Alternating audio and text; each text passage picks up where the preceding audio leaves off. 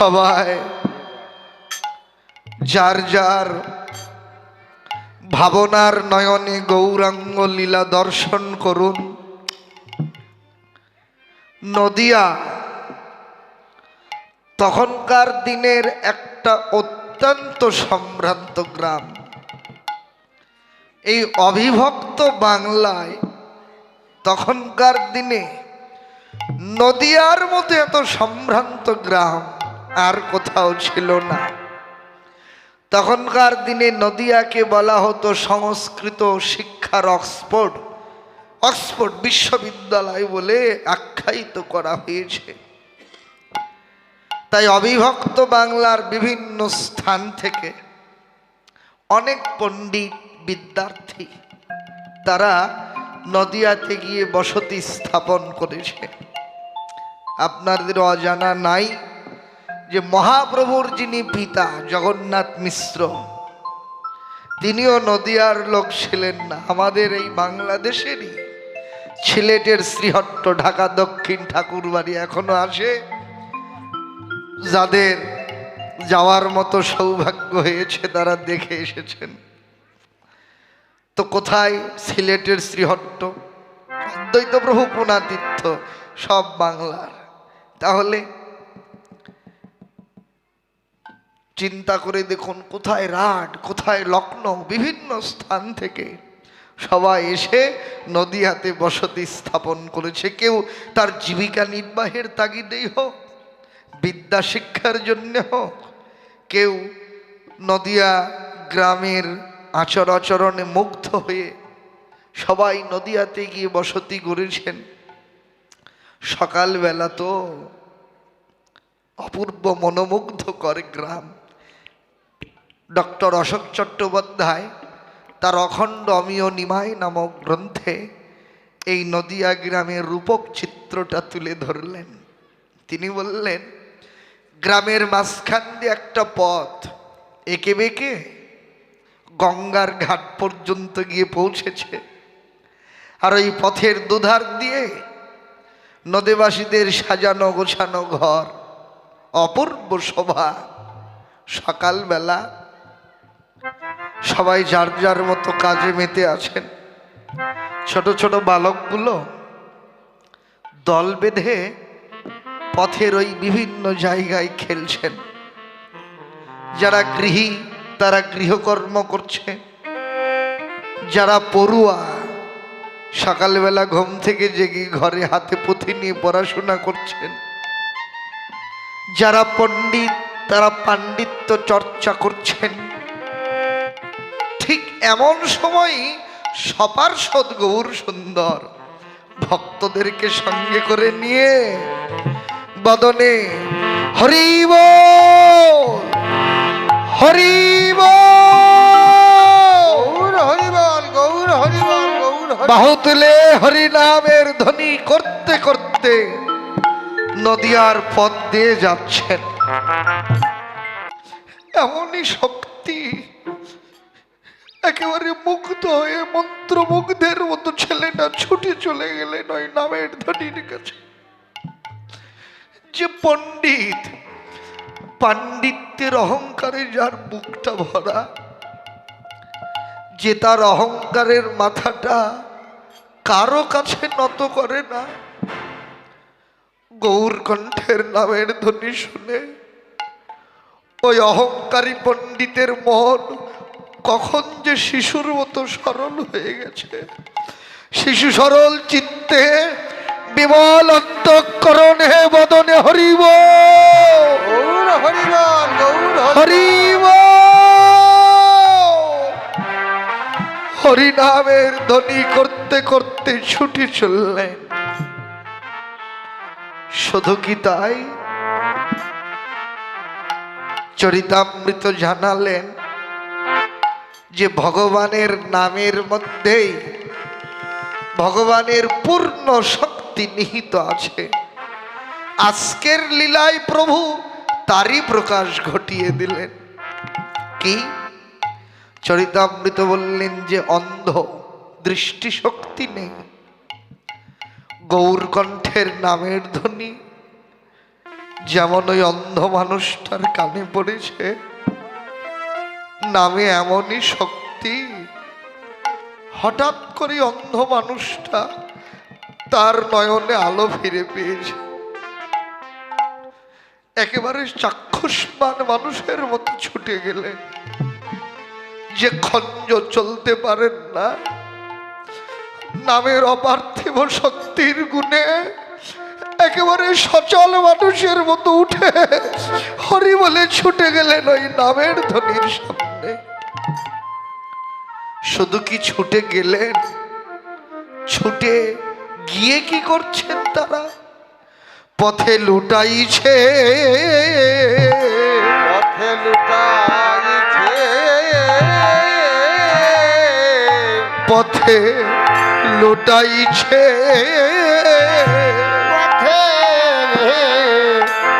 লুটাইছে।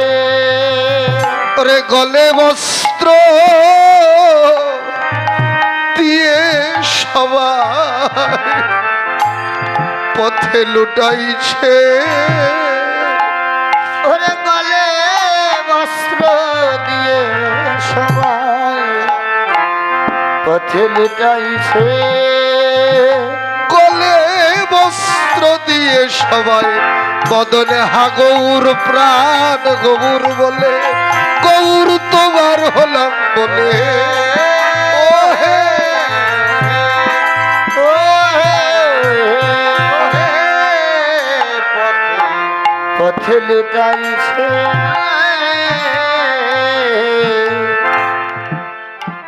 অদূরে দাঁড়িয়ে হরি বল। ভজনদ্রষ্টা বৈষ্ণব কবি বাসুদেব ঘোষ ভাবযজ্ঞ দেহে এই লীলা দর্শন করে নদেবাসী ভক্তদের চরণে নিবেদন জানালেন। নদেবাসীদেরকে ডেকে বললেন, হে নদেবাসীগণ, নদিয়ায় জন্ম তোমাদের বড় ধন্য জন্ম গো। তোমাদের মতো ধন্যাতি ধন্য এই ব্রহ্মাণ্ড মাঝে আর কেউ নেই গো। কারণ হে নদীবাসীগণ, যে বদনখানি দেখবার জন্য কত যোগী ঋষি মনি ধ্যানী যুগ যুগ ধরে সাধনা করছেন, যার বদন দেখবে বলে কত রাজা রাজত্ব হারায় পথে ভিখারি হয়ে ঘুরে বেড়ায়, যার বদন দেখবে বলে কত বিদ্বান বিদ্যা হারায় পথে পথে পাগল হয়ে ঘুরে বেড়ায়, তাকে দেখবার জন্য তোমাদের তো কোথাও যেতে হয়নি গো, বরং সকলের সাধনার ধন তোমাদের ঘরে তোমাদের নিজের ছেলে হয়ে জন্ম নিয়েছে। তোমরা ইচ্ছা হলেই নয়ন মনের স্বাদ মিটিয়ে তার বদনখানা দেখছো। তাই তোমাদের মতো এত ধন্যাতি ধন্য তো আর কেউ নেই। আর শুধু তোমরা ধন্য কেন গো, তোমাদের মতো কৃতার্থ জগতে আর কেউ নেই। হে নদেবাসীগণ, যে চরণে অনন্ত কোটি জগৎ জীবের সকলের আশ্রয়, তোমরা এতটাই কৃতার্থ যে অনন্ত কোটি জগৎ জীবের একমাত্র নিত্য আশ্রয় হলো পরমেশ্বর ভগবান শ্রীকৃষ্ণের শ্রীপাদ পদ্ম বলে।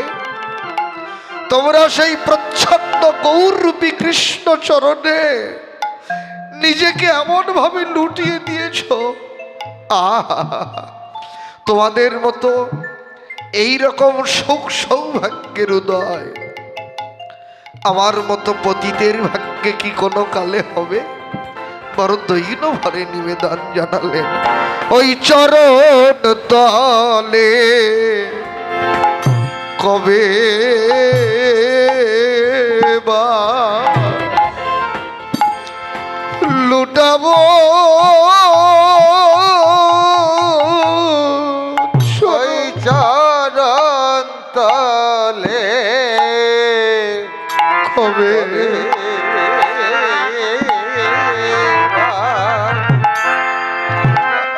লুটাবো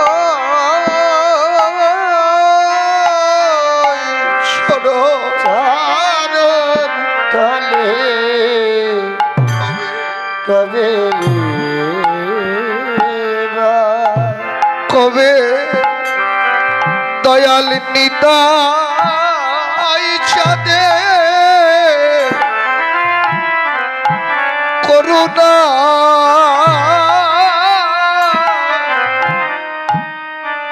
হবে আমি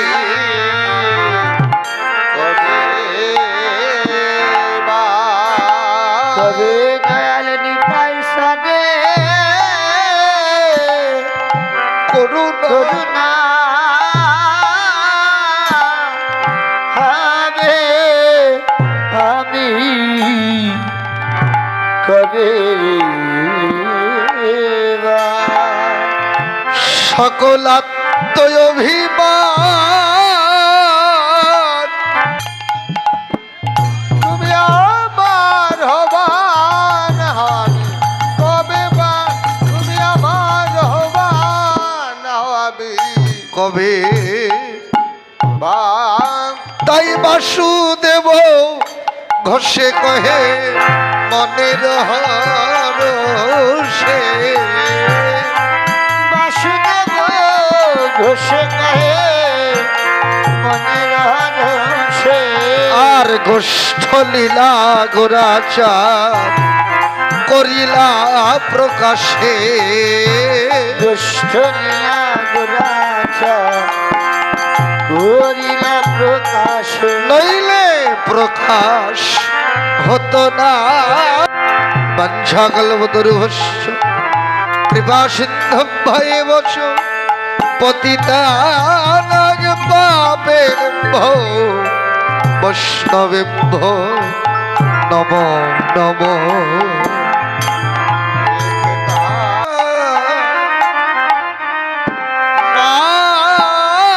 যশোদার পরাণ গোপাল সকাল বেলা মায়ের কোলে বসে মায়ের দেওয়া ক্ষীর স্বর্ণমণি আনন্দে ভোজন করিছেন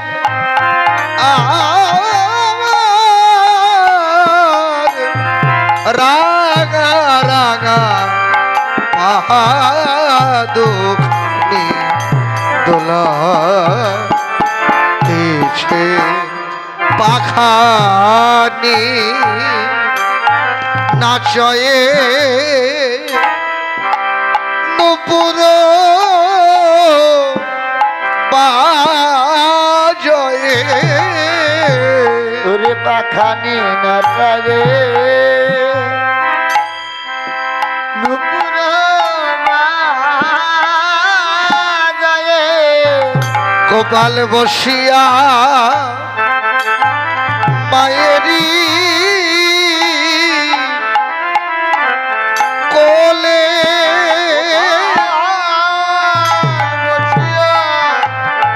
বলিহার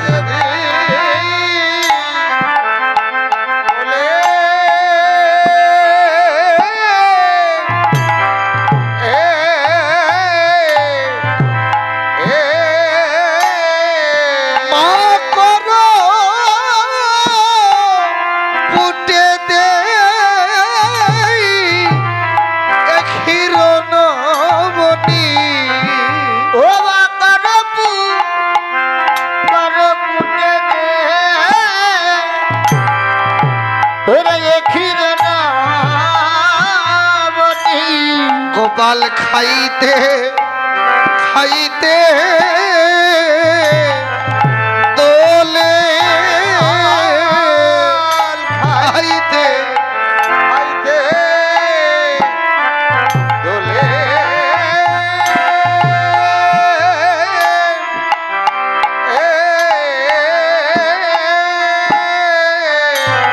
বলেন দোলে রে পরাণ গোপাল দোলে দোলে রে হে বাউলা, গোপাল দোলে রে বাদশল্য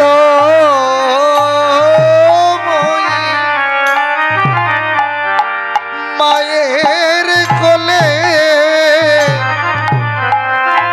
দোলে রে পরাণ গোপাল দোলে ওরে বাৎসল্য মায়ের কোলে প্রেম সেবায় দোলে রে মারা গোপাল দোলে বাদশল্যময়ী মায়ের কোলে রাঙা পাদুখানি দোলাই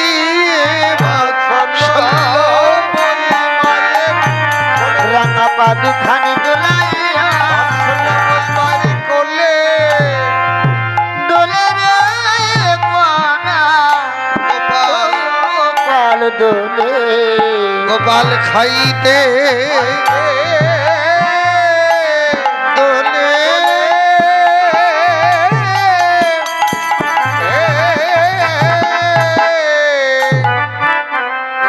শ্রীমান গৌর সুন্দর তিনি বৃন্দাবন লীলা সাধন করুন শ্রীধাম বৃন্দাবনে নিত্য বাৎসল্যময়ী মা যশোমতী তার পরাণ গোপালকে কোলে বসিয়ে সকালবেলা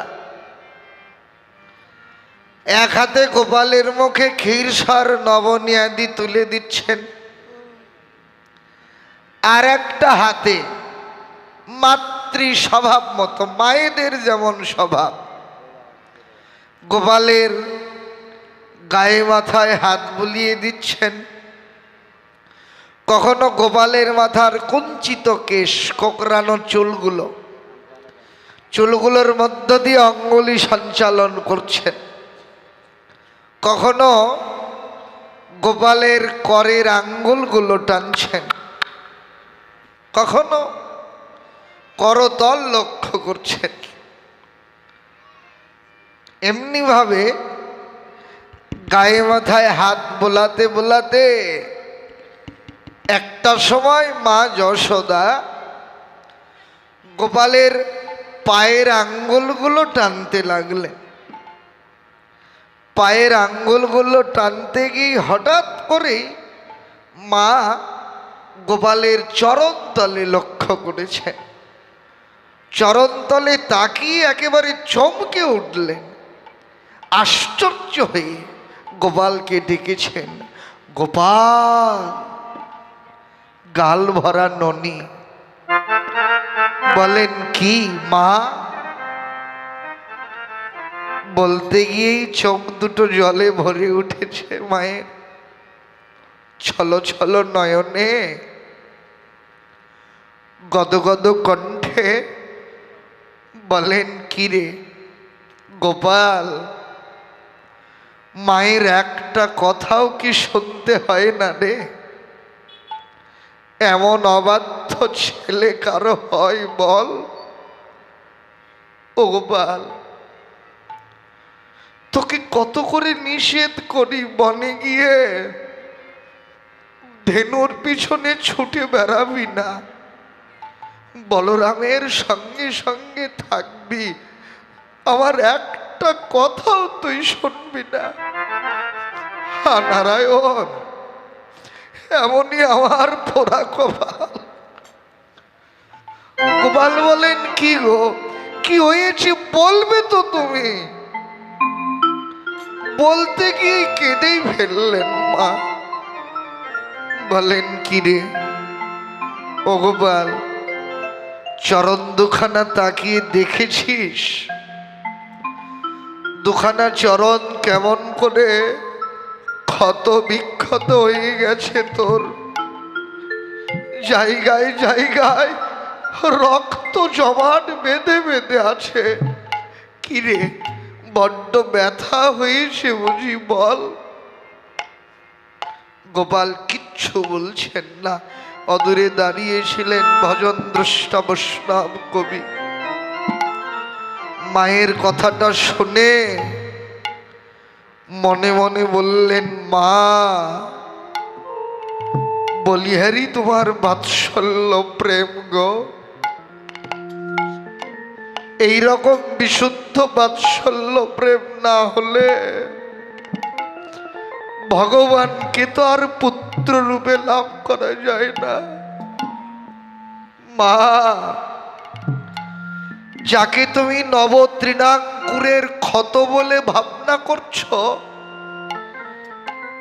এ কোনো তৃণাঙ্কুরের ক্ষত নয় গো। ও যে ভগবানের চরণ চিহ্ন। ধ্বজ বজ্রাং অঙ্কুশ আদি ঊনবিংশ প্রকারের চিহ্নে চিহ্নিত ভগবানের চরণতল। মা, ওর চরণ চিহ্ন দেখেও তুমি ওকে চিনতে পারলে না গো। ওর বাৎসল্য প্রেমে তুমি এমনই অন্ধা হয়ে গেছো। আর এদিকে চতুরের শিরোমণি তো। মা এই সমস্ত ভাবনা করতে গিয়ে নবনী মুখে দিতে একটু দেরি হয়ে গেছে। কি করলেন? কচি কচি পদ্ম মৃণালের মতো দুটি হাতে মা যশোদার গলা জাপটে জড়িয়ে ধরে মায়ের কানের কাছে মুখ নিয়ে গিয়ে একেবারে আবদারের সুরে কইতে লাগলেন, আমায় আরো দে মা, আরো দে মা, আমায় আরো দে মা,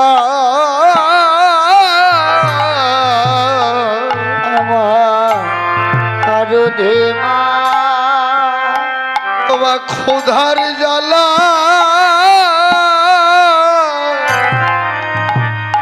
উদার জলে আবার আরো দেবা। উমা ক্ষুধা ক্ষুধার জ্বালা উদর জলে প্রেম সবাই আমায় আরো দে মা। তোর নবনী যে বড়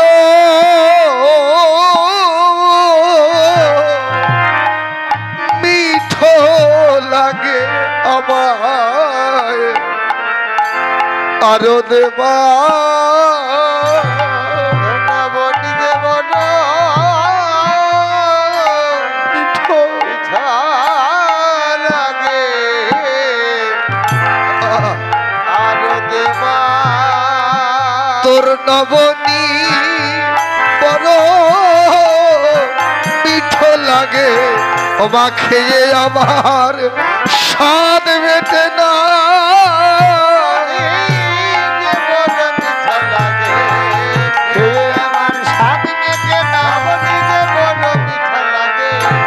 আরো আরো দে মা। গোপাল যখন নবনী চেয়েছেন, সরল প্রাণা যশোদা এইবার যেন একটা পথ খুঁজে পেলেন। মা বলেন, ও গোপাল, নবনী তোকে আমি দিতে পারি, কিন্তু শোন, তুই যে আমার কোলে বসে চরণ দুলাবি, তাহলে নবনী দেব না। গোপাল বলেন, কি করতে হবে আমাকে বলো। মা বলেন, শোন, তুই যদি আঙিনায় নাচতে পারিস তাহলে তোকে নবনী দেব। গোপালকে নাচানো মায়ের আসল উদ্দেশ্য না, মায়ের ভাবনা। গোপালের চরণে বড্ড ব্যথা হয়েছে। আঙিনায় নাচতে গিয়ে যদি গোপাল নাচতে না পারে, ব্যথায় আহ ও ইস এরকমের শব্দ করে, মা বুঝবেন নিশ্চয় গোপালের চরণে ব্যথা হয়েছে। গোপাল বলেন, সত্য বলছো তো? আমি নাচলে আমাকে নবনীত দেবে? মা বলেন, বলছি তো দেব। বলেন, এমনি তো হবে না, তুমি 3 সত্যি করবে। মা গোপাল তো যেমন বলেছেন, মা তো হেসেই পাগল। মা বলেন, আরে বাচ্চা, বলছি তো তোকে দেব দেব দেব। যেমন হেসে 3 সত্যি করেছেন, চতুরের শিরোমণি তো মায়ের কোল থেকে নেমে এক দৌড় দিয়ে নন্দ মহারাজের আঙিনার এ প্রান্ত দিয়ে এক প্রান্ত থেকে অন্য প্রান্ত একেবারে দৌড়ে আবার হাঁপাতে হাঁপাতে মায়ের সামনে এসে দাঁড়িয়ে 2 হাত বাড়িয়ে দিয়েছেন। মা, তুমি যে বললে আমায় নাচলে নবনী দেবে, দাও। 2খানা হাত থরথর করে কাঁপছেন। মা বলেন, ও গোপাল, আমি কি তোকে বলেছি তুই আঙিনায় দৌড়লে নবনী দেব? হায় হায়, যেমন মা বলেছেন কথাটা, মায়ের উপরে এত অভিমান হয়ে গেছে, মায়ের সামনেই থাকলেন না। মায়ের সামনে থেকে সরে গিয়ে একেবারে অন্যদিকে মুখ ঘুরাই, মায়ের দিয়ে পেছন দিয়ে অন্যদিকে মুখ ঘুরিয়ে দাঁড়িয়েছেন। রাগে অঙ্গ থরথর করে কাঁপছেন, গায়ের লোম কাঁটা দিয়ে উঠেছে, অধর দংশন করছেন, ঠোঁট কামড়াচ্ছেন, আঁখি দুটি লাল হয়ে গেছে। আর মা যশোদা গোপালের এই সমস্ত অবোধ ভাব দেখে 1 পা 2 পা করে গোপালের পেছন থেকে গিয়ে গোপালকে মায়ের বুকের মধ্যে জড়িয়ে ধরতে লাগলেন। মা যতবার গোপালকে জড়িয়ে ধরে, গোপাল ততবার জোর করে মায়ের 2 হাত সরিয়ে দাও, সরে যাও, সরে যাও, তুমি মিথ্যে কথা বলেছো, তুমি আমাকে নবনীত দিতে চেয়ে দাওনি। মা বলেন, কিরে ও গোপাল, এমন অবোধের মতো করছিস? কিরে, তুই বল, তুই ছাড়া আমার আর কে আছে যে নবনী খাবে? তত্ত্বজ্ঞ বললেন, মায়ের এই কথাটি অত্যন্ত ছোট কথা, কিন্তু এই কথাটাই সমস্ত শাস্ত্র গ্রন্থের নিগুড় সার কথা। শুধু মা যশোদার কেন গো, সুধীজন ভাবনা করে দেখুন, একমাত্র ও ছাড়া জগৎ জীবের আর কার কে আছে গো? এমন করে যদি ভগবানের চরণে আত্মনিবেদন করা না যায়, ভগবানের কৃপা তো আর জীবনে লাভ হয় না। তুই ছাড়া আমার আর কে আছে যে নবনী খাবে? মায়ের এই আত্মনিবেদন করা কথায় গোপালের মনটা গলে গেছে। মা, বলো কি করতে হবে আমাকে গো? মা বলেন, শোন গোপাল, তুই যে তোর ইচ্ছা মতো নাচবি তা নয় রে, আমি তোকে যেমন করে বলি তেমন করে নাচ, তাহলে নবনী দেব। গোপাল বললেন, বলছো না কেন? আমি কখন থেকে দাঁড়িয়ে আছি, বলছি তো ক্ষুধার জ্বালা সইতে পারছি না। মা গোপালকে নিয়ে নাচাতে লাগলেন।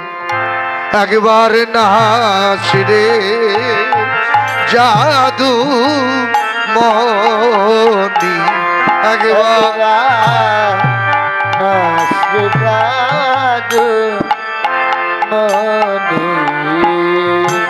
আমি কর্পূরে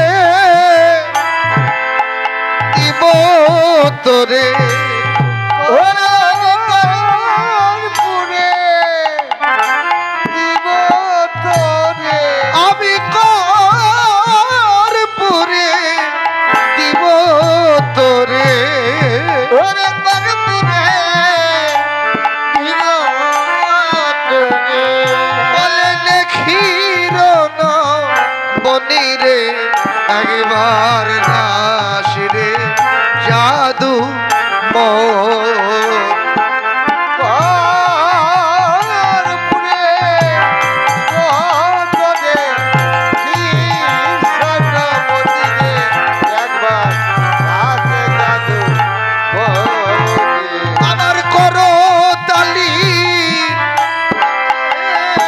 তালে ওরে আমার করো তালি তালে তালে আমার করো তালি তালে তালে আমার করো তালি তালে তালে একবার নাসিরে নিল মনিরে একবার নাসিরে জাদু মনি আমার করো তালি তালে তালে নাচরে নীল মনি ভগবান নষ্ট জাদু মনি মা গোপালকে নাচাচ্ছেন, গোপালকে আঙিনার এক প্রান্তে দাঁড় করিয়ে রেখেছেন, আর মা কিছুটা দূরে মায়ের দুটো পায়ের পাতার উপরে ভর করে বসে হাতে করতালি দিচ্ছেন, গোপালের গুণগান গাইছেন, মুখে আনন্দে মাথা দোলাচ্ছেন। মাথা দোলানোর সময় মায়ের কানের কুণ্ডলগুলো দুলছে, শব্দ হচ্ছে। করতালি দেওয়ার সময় মায়ের হাতের শাখা কঙ্কন একটার সঙ্গে একটা লেগে বেশ শব্দ হচ্ছে। তো সব কিছু মিলে একটা বেশ তালের সৃষ্টি হয়েছে। কিন্তু মজার বিষয়টা কোথায়, মা যখন হাতে করতালি দিচ্ছে গোপালের চরণ তখন মাটিতে পড়ছে না। হয় করতালি দেওয়ার একটু আগে, নয় করতালি দেওয়ার একটু পরে গোপালের চরণ মাটিতে পড়ছে। নাচা হচ্ছে ঠিকই, তালে না, বেতালে। তো গোপালের এই বেতালে নৃত্য দেখে মায়ের অন্তরের বাৎসল্য প্রেম আরো দ্বিগুণ হয়ে উঠতে লাগলো। এটাই চিরকালের নিত্য সত্য কথা। কি